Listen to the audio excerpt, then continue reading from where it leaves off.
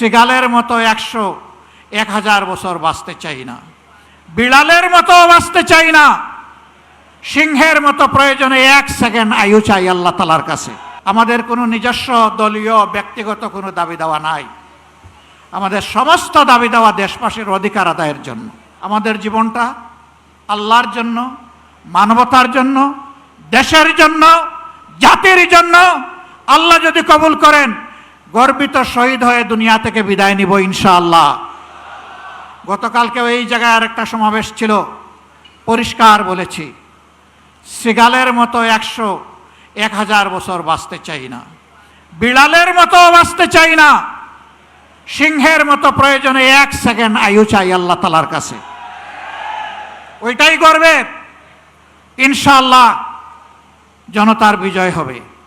আমরা নিরাশ নই, আমরা গভীর আশাবাদী। এ বাংলাদেশ পাল্টাবে, নতুন বাংলাদেশ গড়া হবে ইনশাআল্লাহ।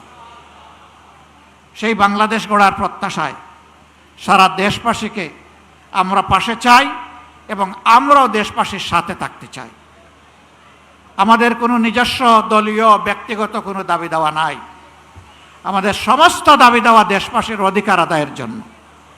এ লড়াই চলবে, ইনশাআল্লাহ লড়ে যাব, ইনশাআল্লাহ আল্লাহ সাহায্য পাবো, ইনশাআল্লাহ আমাদের বিজয় হবে।